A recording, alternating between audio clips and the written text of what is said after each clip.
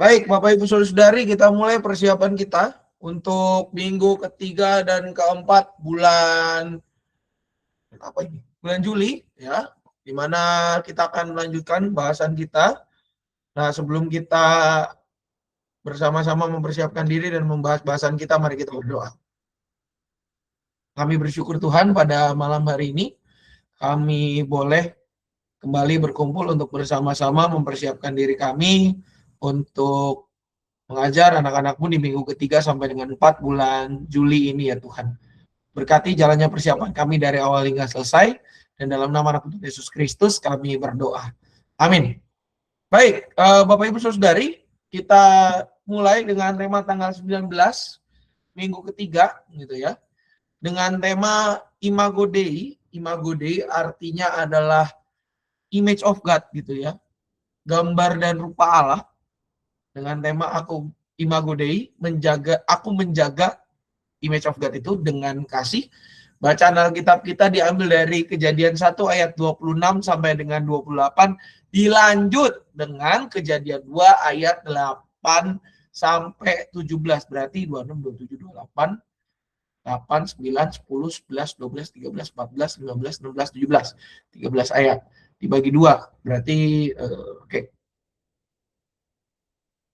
Butuh 2 orang sukarelawan atau sukarelawati, Bapak Ibu Saudari, yang orang pertama membacakan ayat 8, 9, 10, 26, 27, 28, 8, 9, 10. Lalu orang yang kedua membacakan ayat 11 sampai dengan ayat yang ke-17. Orang sukarelawan pertama, siapa kira-kira rekan-rekan yang bisa bantu? Saya boleh, Pak. Yang Oke, pertama. terima kasih. 8 sampai berapa, Pak, tadi? 8 sampai 10, Bu. 26 sampai 10, Bu. Kejadian 1 ayat 26 sampai 8 ayat 10 ini. Cuman duanya startnya dari 8. Ya, 8 sampai 10 ya. Oke, 26 sampai 28 dilanjut 8 sampai 10. Orang kedua, ayat 11 sampai dengan ayat 17. Siapa? Udah ada nih tayangannya. Bu Rahayu, oke, silakan. Baik, silakan, Maning. Kejadian 1 ayat 26 sampai 28. Ayat 26, berfirmanlah Allah, baiklah kita menjadikan manusia menurut gambar dan rupa kita, supaya mereka berkuasa atas ikan-ikan di laut dan burung-burung di udara, atas ternak dan seluruh bumi, serta atas segala binatang yang melata di bumi. Allah menciptakan manusia menurut gambarnya, menurut gambar Allah diciptakannya dia, laki-laki dan perempuan, diciptakannya mereka. Allah memberkati mereka dan berfirman kepada mereka, beranak cuculah dan bertambah banyaklah, penuhilah dan taklukkanlah bumi, berkuasalah atas ikan-ikan di laut, burung-burung di udara, dan atas segala binatang melata di bumi. Ayat Kejadian 2 ayat 8 sampai 10. Ayat 8, Tuhan Allah membuat taman di Eden di timur. Di sanalah ia menempatkan manusia yang dibentuknya. Lalu Tuhan Allah menumbuhkan dari tanah berbagai pohon yang menarik dan baik untuk dimakan buahnya. Juga pohon kehidupan di tengah-tengah taman itu, serta pohon pengetahuan tentang yang baik dan yang jahat. Ada sungai yang mengalir dari Eden untuk membasahi taman itu. Dari situ sungai itu terbagi menjadi 4 cabang. Silakan, Bu Rahayu. Ayat 11, Bu.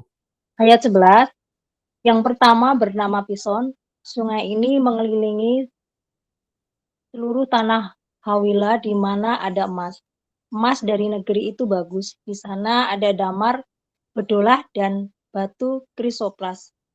Sungai kedua bernama Gihon yang mengelilingi seluruh tanah Kus. Sungai ketiga bernama Tigris yang mengalir di sebelah timur Asyur. Sungai keempat ialah Efrat. Tuhan Allah mengambil manusia itu dan menempatkannya di Taman Eden untuk mengerjakan dan memelihara taman itu. Lalu Tuhan Allah memberi perintah kepada manusia, firman-Nya, buah dari semua pohon di dalam taman ini boleh kamu makan, dengan bebas. Tetapi buah dari pohon pengetahuan tentang yang baik dan yang jahat, jangan kau makan. Sebab pada saat engkau memakannya, engkau pasti mati. Demikian firman Tuhan. Syukur kepada Allah. Terima kasih Mbak Ning dan juga Bu Rahayu. Baik, rekan-rekan semua, ini bacaan yang familiar buat kita begitu ya. Namun kalau kita perhatikan, maka bacaan yang cukup familiar ini mendapat sebuah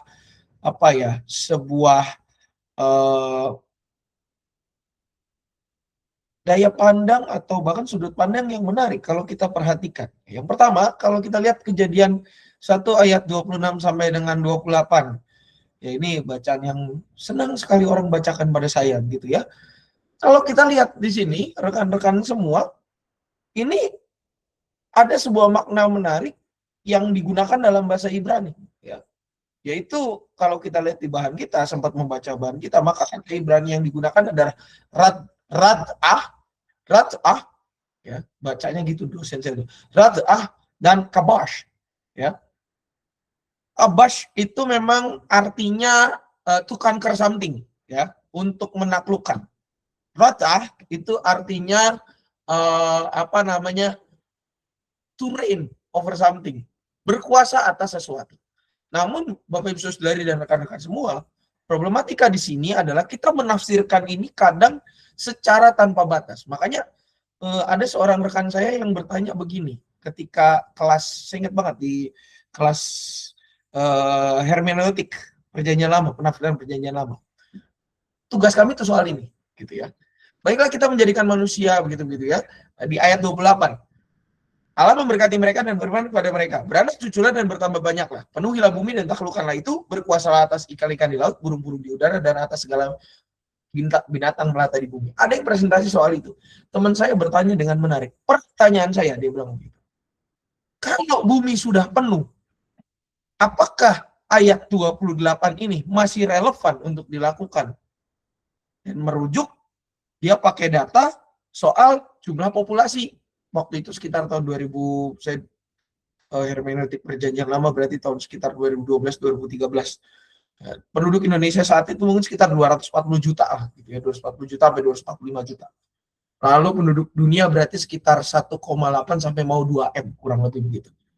Itu jumlah yang tidak sedikit. Nah, pertanyaannya, bagaimana makna beranak cucu dan bertambah banyak ini dimaknai di masa sekarang? Nah, ini yang menarik. Untungnya dosen saya bisa menyelamatkan tim yang presentasi. Dikatakan apa? Bahwa kalau kita merujuk pada kata berkuasa, to conquer dan juga to conquer over something dan to reign over something, ya, menaklukkan dan berkuasa atas sesuatu, sebenarnya ini bukan menunjuk pada legitimasi atau hak untuk menguasai sesuatu tanpa batas. Tapi apa? Ini adalah sebuah tanggung jawab dalam bingkai kepemimpinan. Artinya apa? Sebenarnya ketika dikatakan beranak cuculah dan bertambah banyaklah, penuhilah dan taklukkanlah bumi, berarti di situ Tuhan menetapkan batas. Hati-hati, walaupun betul saya memberikan kuasa atas ikan-ikan di laut, burung-burung di udara dan segala binatang melata, tapi poin pentingnya bukan soal kuantitas, tapi apa? Menaklukkan soal the quality of life. Bagaimana kualitas hidup kita itu bisa membawa hal-hal baik yang membuat tidak hanya kita yang beranak cucu dan bertambah banyak lah. Semua ciptaan itu saling beranak cucu dan bertambah banyak dalam sebuah kebersamaan yang saling melengkapi satu dengan yang lainnya. Maksudnya di Kejadian 2, Bapak Ibu Saudari, ini pesan yang makin dikuatkan. Karena apa? Kan makna imago Dei atau the image of God, ya, ini merupakan sebuah konsep yang akhirnya dikatakan sebagai bahwa manusia itu adalah representasi Allah. Bagaimana manusia itu menjadi tangan kanannya Allah di dalam mengelola bumi yang Ia ciptakan ini. Ya. Kalau di ayat 15 secara khusus dikatakan Tuhan Allah mengambil manusia itu dan menempatkannya di Taman Eden untuk mengerjakan dan memelihara taman itu. Kalau di PL itu dikatakan mengusahakan, ya, avad dan sama, ya. Tuh apa ya istilahnya tuh kayak orang yang untuk mengerjakan, untuk memelihara. Ya. Bersyukur di dalam terjemahan baru dikatakan mengerjakan. Mengerjakan berarti untuk mengcultivate something, ya. Membuat lahan itu menjadi sesuatu yang bermakna, dari yang cuman kosong menjadi sesuatu yang ada tumbuhan, bisa diusahakan dan menghasilkan berkat. Yang kedua, ketika dikatakan memelihara berarti ini kita juga menjaga, ya. Kayak kita memelihara ikan, Bapak Ibu Saudari. Kalau kita memelihara ikan, maka hal yang pasti kita lakukan adalah mengecek airnya supaya tidak kotor. Hal yang paling simpel. Bagaimana filternya kita buat supaya si ikan itu walaupun berada di habitat yang berbeda, tapi dia masih punya rasa untuk berada di tengah kampungnya, berada di air yang senantiasa berganti, berada di air yang senantiasa punya kadar oksigen yang cukup dengan bahan-bahan kimia yang cukup. Nah, ini menunjukkan bahwa tugas manusia dikatakan mengusaha dan memelihara, berarti ini adalah mandat dari Tuhan kepada manusia sebagai representasi Allah untuk menjaga seluruh ciptaan Tuhan, bukan merusak. Makanya di ayat 17 kan dikatakan apa? Buah pohon pengetahuan tentang baik dan jahat jangan dimakan, karena kau makan kau pasti mati. Ketika melanggar apa yang dikatakan oleh Tuhan, maka keseimbangan dunia akan terguncang. Contoh sederhana, kita sudah lihat kemarin ada binatang namanya tapir, itu binatang dilindungi. Malah dibuat ke jalan, bukannya panggil orang buat dibawa ke habitatnya, petugas begitu, malah dirica-rica. Ya betul sih, itu menyenangkan hati semua pihak. Tapi masalahnya itu kan melanggar hukum. Binatang yang memang sudah dilindungi, habitatnya sudah mulai berkurang, dianya juga mulai berkurang. Nah ini kan sesuatu yang mematikan. Makanya kenapa manusia jatuh ke dalam dosa? Salah satu tafsiran yang cukup mind blowing adalah karena manusia melanggar perjanjian dengan Allah. Ketika kita memakan buah dari pohon pengetahuan yang baik dan benar dan yang jahat, selesai perjanjian itu. Mati ketika kita memakannya. Karena ketika kita merusak perjanjian kesepakatan dengan Allah, selesai kehidupan kita. Kalau kesepakatan antar manusia, masih ada manusia yang lain. Tapi kalau dengan Tuhan, mau sama siapa yang bela? Nah, makna-makna inilah yang menjadi inti daripada tema yang hendak kita ajarkan kepada anak-anak. Bahwa kita adalah the image of God. Kita sebagai ciptaan Tuhan adalah representasi Allah. Adalah cerminan karakter Allah yang dibekali kasih dan tanggung jawab untuk merawat Allah. Oleh karena itu, kita melalui materi ini, kita mengajak anak-anak untuk bagaimana kita menjaga alam. Menjaga alam bukan hanya sekedar tidak membuang sampah sembarangan, tidak menghilangkan habitat hewan, tapi juga apa? Bagaimana kita memperlakukan sesama manusia sebagai sesama manusia. Memperlakukan manusia sebagai manusia. Benar-benar memperlakukan sesama dengan kasih. Melakukan pesan kasih Allah, menyatakan kasih Allah itu secara nyata. Kita mau mengajak anak-anak untuk benar-benar menghadirkan kasih dan pemeliharaan Allah lewat sikap dan tindakan nyata dalam merawat seluruh ciptaan, termasuk sesama yang Tuhan hadirkan dalam hidup kita.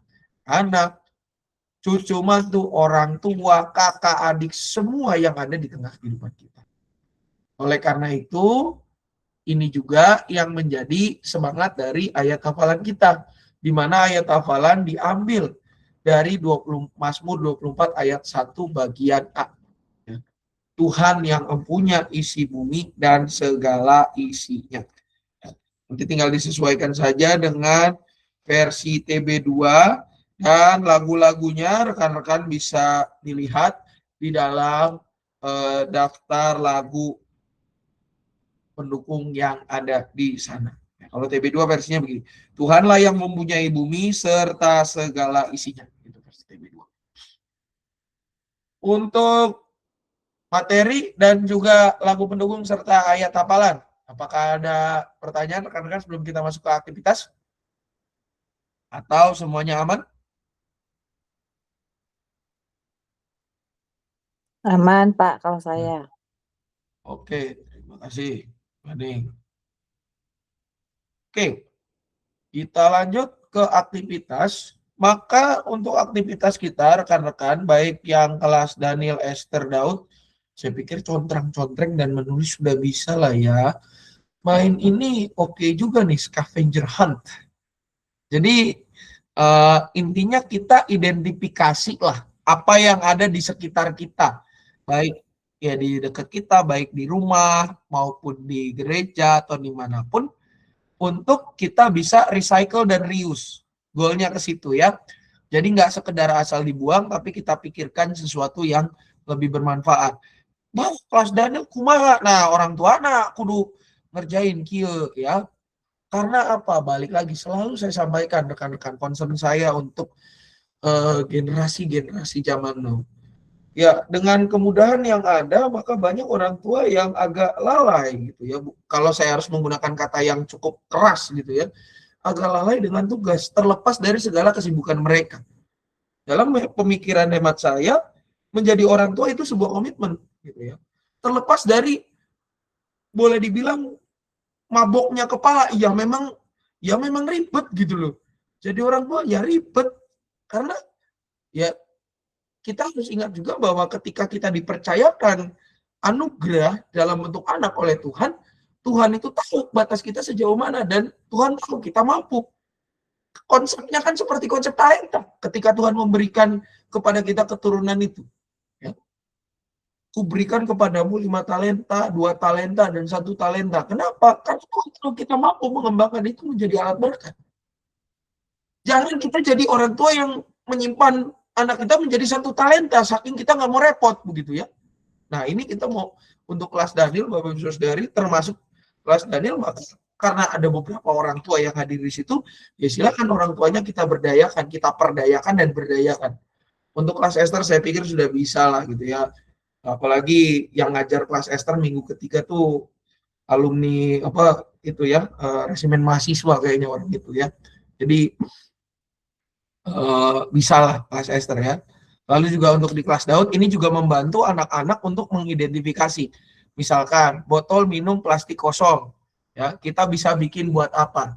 Itu saya lihat tetangga saya jualan-jualan imajiner tuh udah mulai ngeracik-ngeracik minuman, pasir dimasukkan air, dimasukin dikocok, atau bahkan botol minum plastik kosong sebenarnya kita bisa melihat kepada pengemis, ya. Yakult kosong ini kalau harus pakai nama produk ya, Yakult kosong dimasukkan pasir, diecerek-ecerek jadi alat musik. Kita punya apa namanya botol, kalau pakai brand lagi nih ya Bapak, botol aqua dikasih air atau dikasih pasir, asal kita bisa ngelempar dengan benar, jadi itu mainan untuk melatih kita punya, kita bisa nebak kapan bola ini bola lagi, kapan ini putaran kayak bowling ini jatuh dan bisa kita tangkap untuk kita main kayak badut zaman dulu. Bahkan saya iseng sama anak-anak SD itu pulang kadang main ngelempar aqua itu bisa curve-nya nyampe berdiri lagi apa enggak. Botol minum plastik kosong bisa dijadikan apa? Alat musik. Ya, kartu warta jemaat di situ bisa jadi paper wrap contohnya. Ranting kayu yang jatuh, misalnya kalau kita lihat ranting kayu, dia bisa buat kayu bakar atau apa. Kotak makanan bisa kita pakai buat kotak untuk peralatan. Ya, saya pakai tuh kotak burger bangun. Lalu paper clip, kertas klip bekas itu bisa dipakai apa? Stik es krim dari kayu dan sebagainya. Kalau memang kita mentok, nanti kita bisa bantu anak-anak ya. Oh, tali rafia sisa dan potongannya, oh bisa kita bikin buat jadi iketan rambut. Ya, potongan kain sisa nanti bisa dibikin apa?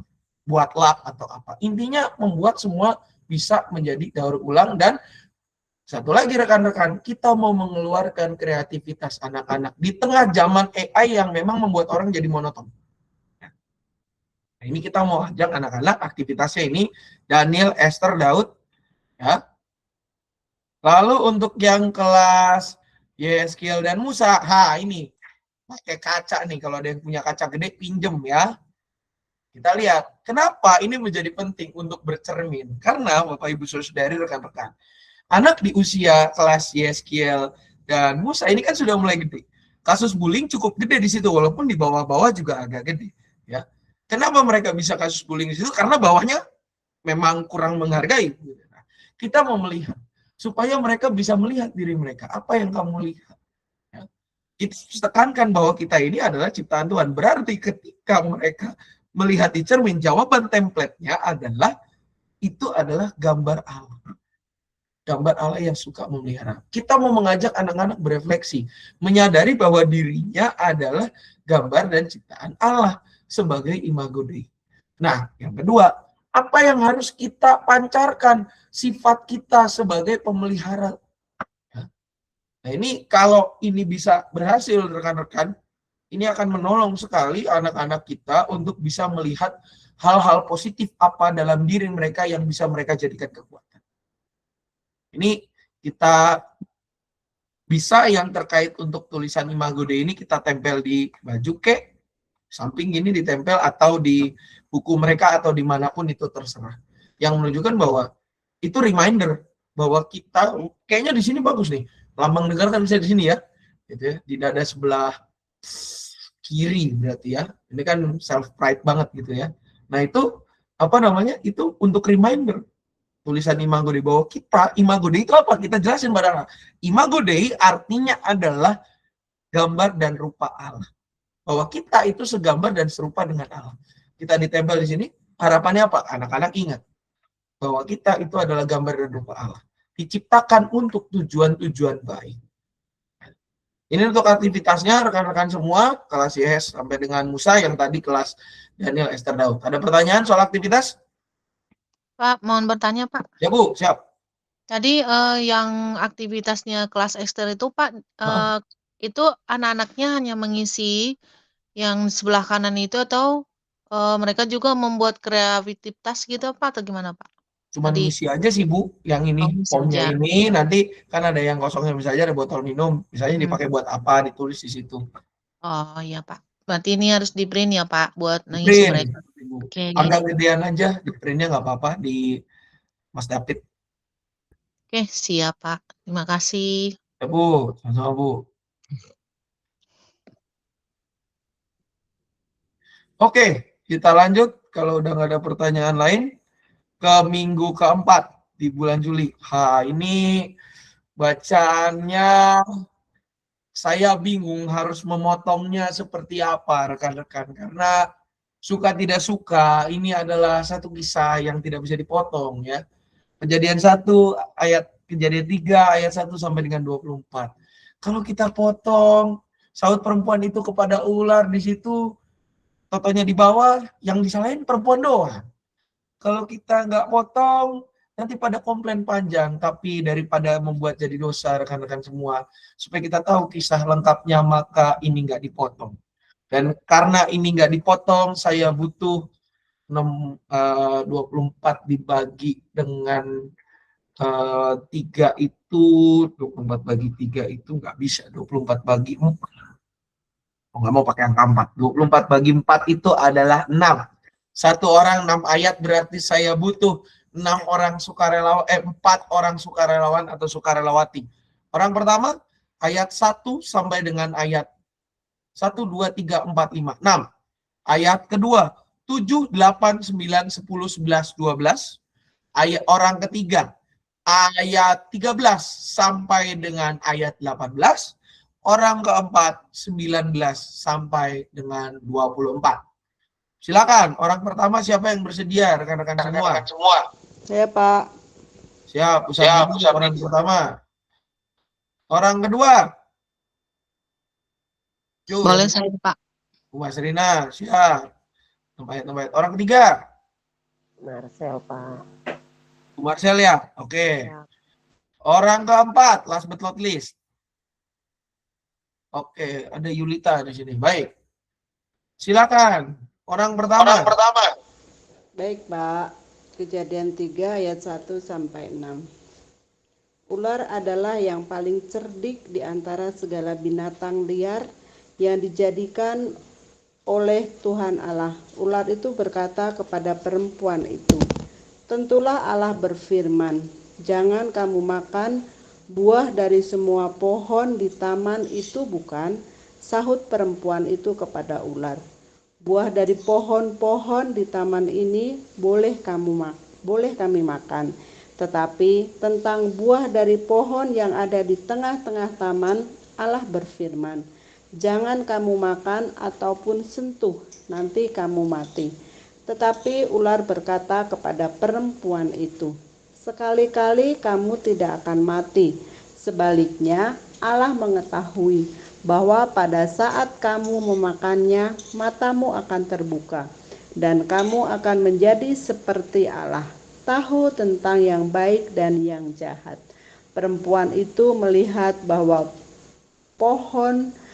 buah pohon itu baik untuk dimakan dan menarik untuk dipandang. Lagi pula pohon itu diminati karena memberikan pengertian. Lalu ia memetik buahnya dan memakannya.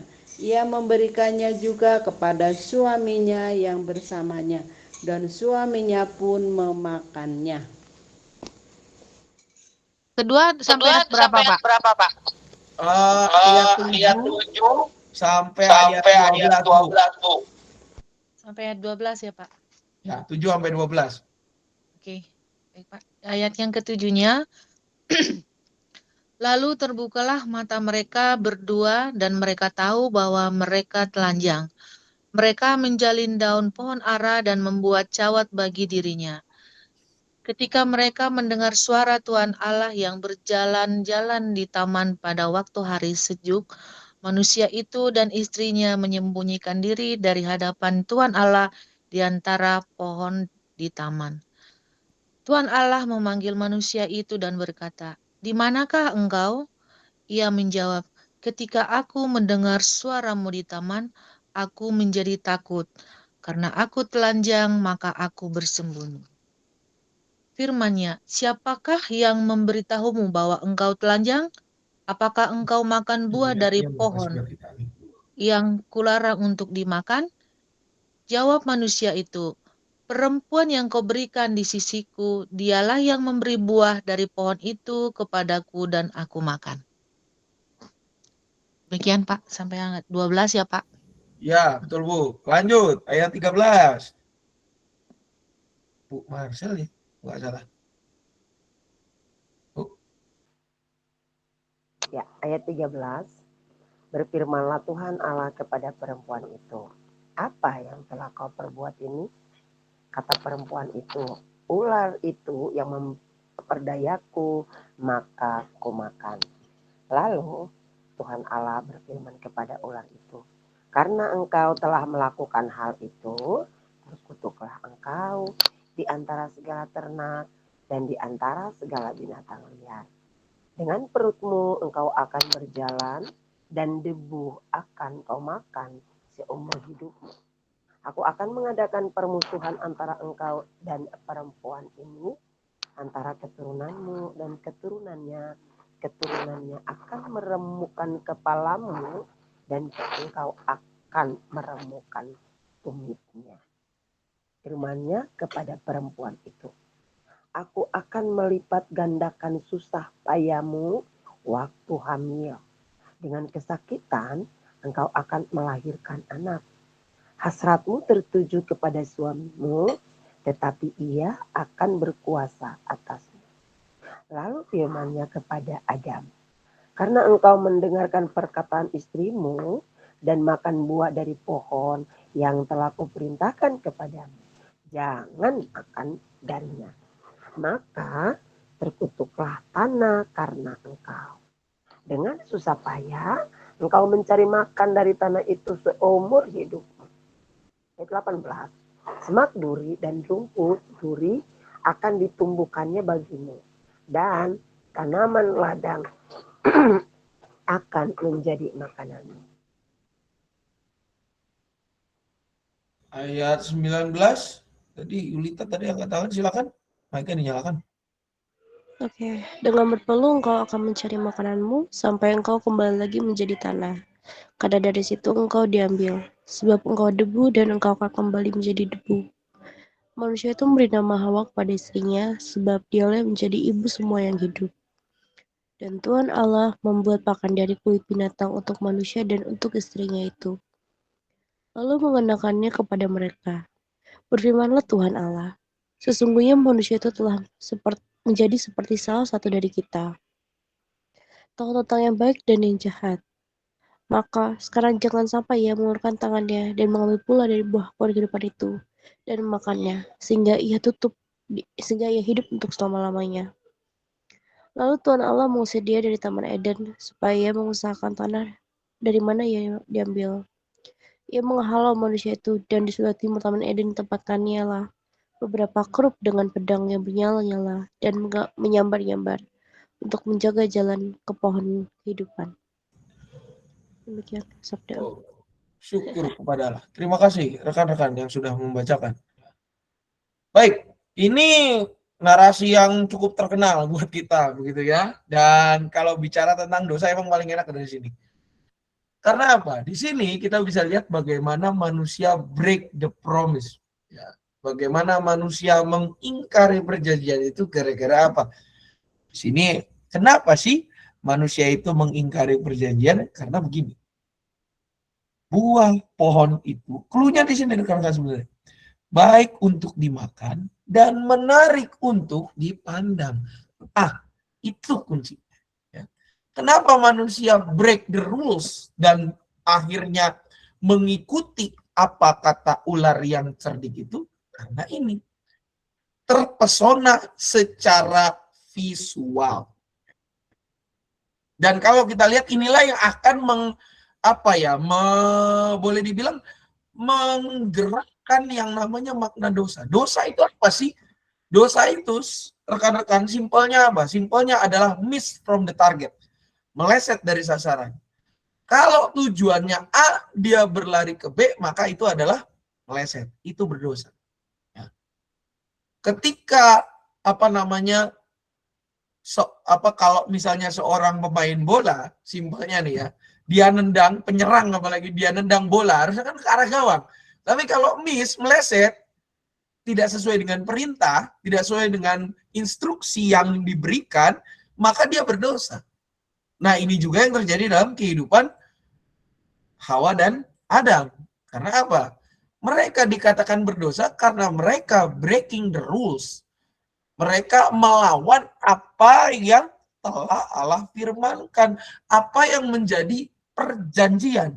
Diingkari perjanjian itu, maka mereka berdosa. Makanya dikatakan apa? Terbukalah mata mereka berdua dan mereka tahu bahwa mereka telanjang. Ketika mereka memberontak dalam tanda kutip kepada Allah, mereka ingin menjadi sama seperti Allah karena itu menarik, baik untuk dimakan dan menarik untuk dipandang. Akhirnya apa? Akhirnya manusia jatuh ke dalam dosa. Namun kalau kita lihat di sini, apakah Tuhan tahu ketika dia berjalan? Dia tahu harusnya. Supposed to be dia tahu. Namun menarik. Kenapa Tuhan membiarkan? Kalau kita lihat di sini, ini kan ada ketika mereka mendengar suara Tuhan Allah yang berjalan-jalan di taman pada waktu hari sejuk. Pertanyaannya, apakah Allah tahu mereka sudah berdosa? Jawabannya jelas, clear, mereka tahu. Karena Allah Maha tahu. Namun persoalannya, kenapa Allah tidak langsung menegur mereka? Hanya memanggil, dan bahkan memanggilnya dengan perkataan, di manakah engkau? Karena yang namanya dosa, ataupun miss from the target, tidak sampai ekspektasi, itu akan melahirkan yang namanya ketakutan. Kalau sudah lahir ketakutan, maka mereka akan berada di persembunyian. Allah yang tahu bahwa mereka bersembunyi, ini nggak biasanya nih. Adam dengan Hawa itu kan deket banget sama Tuhan. Jadi ya di mana Allah berada, di situ mereka berada. Itu yang dikatakan juga oleh Yesus Kristus. Supaya di mana aku berada, kamu pun berada. Ya, simpelnya seperti itu. Nah, di bagian ini kalau kita lihat rekan-rekan, Allah itu merasakan kejanggalan yang memang dia sudah tahu. Kenapa kamu bersembunyi? Langsung dia ngomong, ketika mendengar suaramu di taman, aku menjadi takut. Karena aku telanjang, maka aku bersembunyi. Siapakah yang memberitahumu?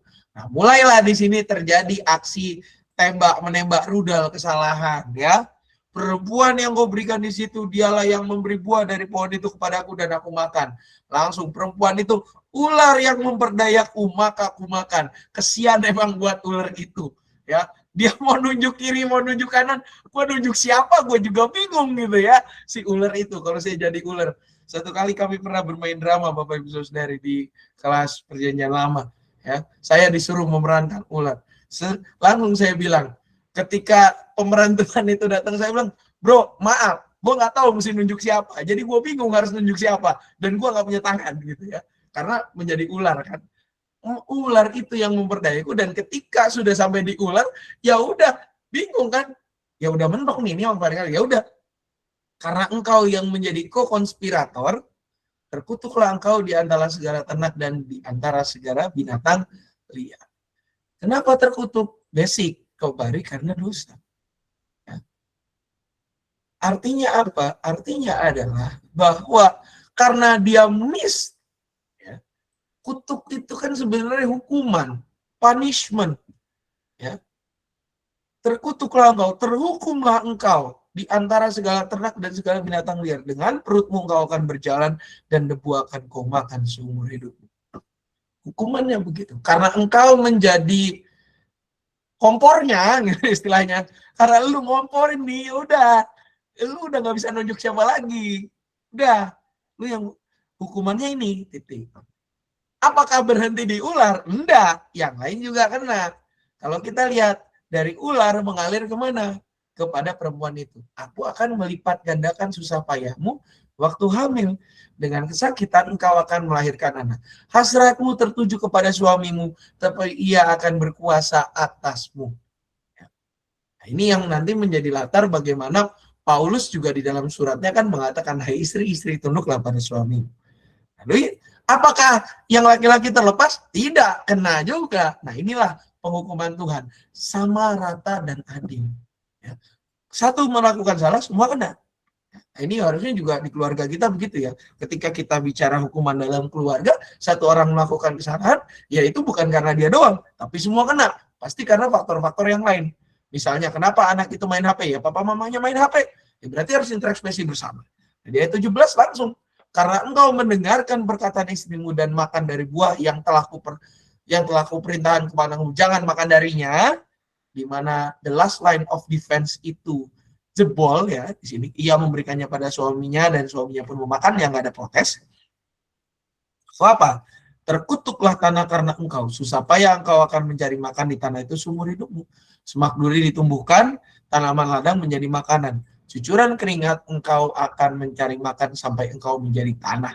Karena dari situlah engkau diambil sebab engkau debu. Nah ini yang biasa di ragu-ragu. Sebab engkau debu dan engkau akan kembali menjadi debu. Nah cuma kalau kita lihat ini semua isinya hukuman nih. Konsekuensi lah pakai bahasa sekarang gitu ya. Pertanyaannya kan tema kita adalah berdosa tapi tetap dikasihi. Di mana kasihnya? Ini yang keren. Ketika kita lihat di sini, ada sebuah ayat yang menarik, dan kadang ini kalau kita membaca Alkitab secara lewat gitu aja kita lupa detail ini. Dikatakan begini di ayat 22, sesungguhnya manusia telah menjadi seperti salah satu dari kita, tahu tentang yang baik dan yang jahat. Sekarang jangan sampai ia mengulurkan tangannya dan mengambil pula buah dari pohon kehidupan itu, memakannya dan hidup untuk selama-lamanya. Ini menarik.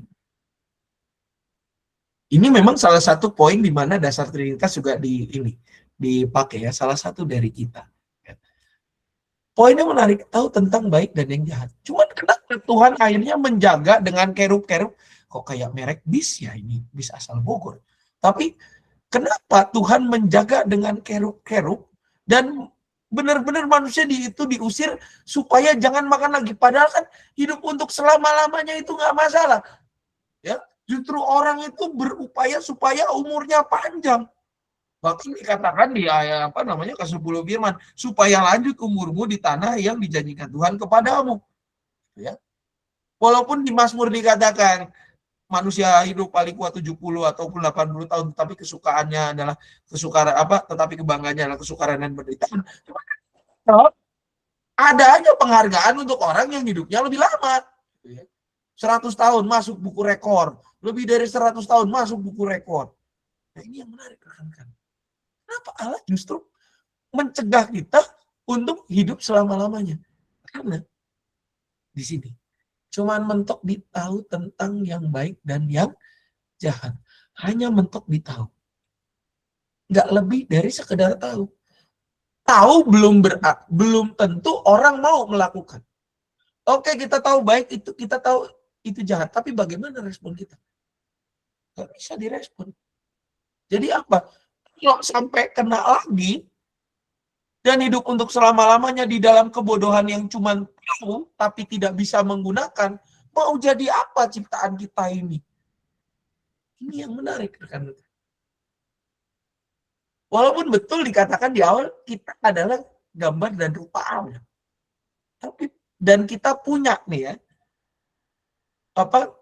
karakter Allah itu ada dalam kita, tahu tentang yang baik dan yang jahat. Cuman apa? Ketika kita tahu dan yang baik dan yang jahat, kita lihat di sini. Terbukalah mata mereka berdua dan mereka tahu bahwa mereka teranjang.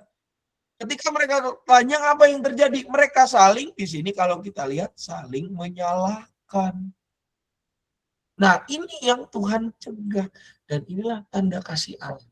Ketika manusia diusir, itu merupakan tanda kasih Allah supaya apa?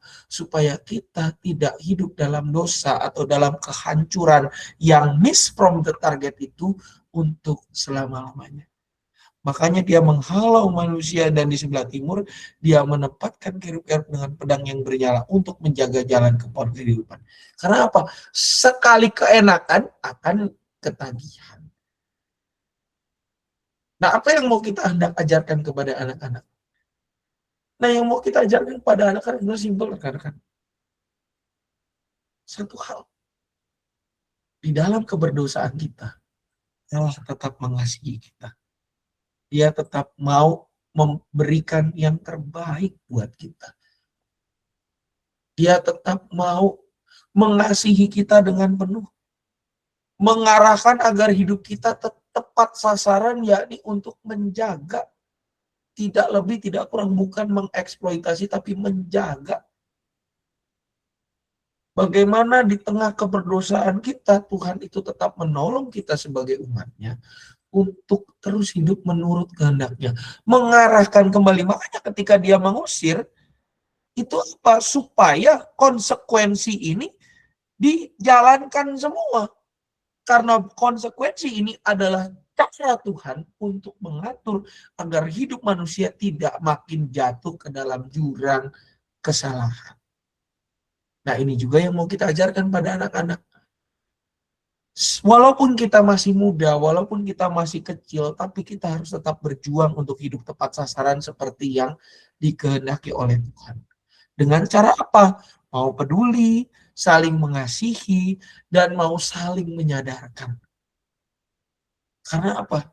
Karena Allah tidak pernah membuang kita sekalipun kita telah melakukan kesalahan. Nah, untuk ayat hafalannya rekan-rekan, nah yang ini ya. 1 Yohanes 1 ayat 9. Ya. Jika kita mengaku dosa kita, ia setia dan adil sehingga ia akan mengampuni segala dosa dan menyucikan kita dari segala kejahatan.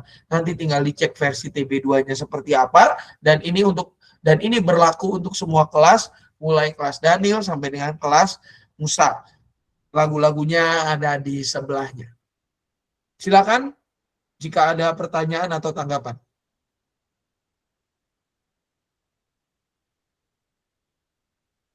Aman semua?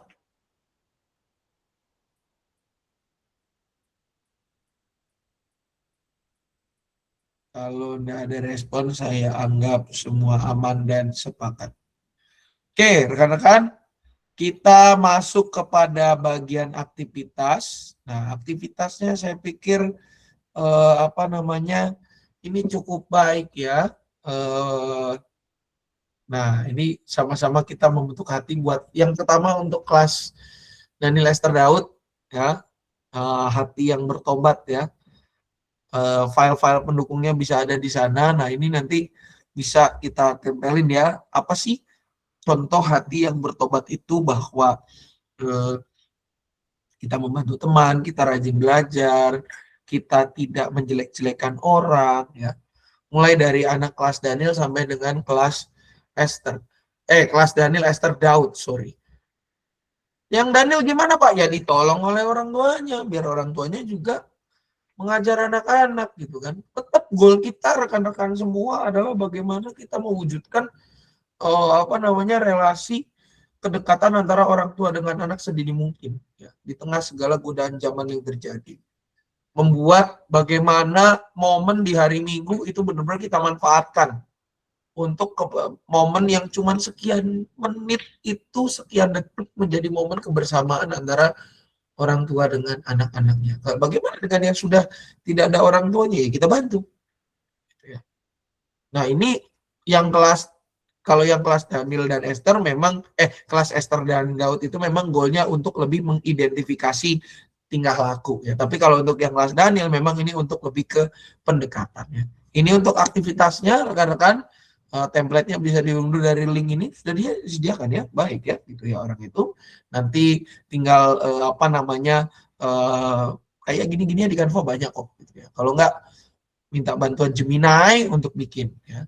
Lalu untuk yang kelas Yeskiel sampai dengan Musa, ini identifikasi yang lebih lanjut dalam bentuk kesalahan dan apa yang dia lakukan. Kalau ada masalah berarti cara mereka untuk mengatasinya gimana. Nah, ini ya, kertasnya berbentuk hati, satu sisi kesalahan sebelah kiri, yang sebelah kanan apa yang akan kulakukan jika itu terjadi lagi. Ya. Kesalahan yang pernah kulakukan misalnya nyontek, mintanya secara ini. Dan juga apa? Poinnya adalah bagaimana kita mengaku dosa karena Allah itu setia dan adil, dan juga apa?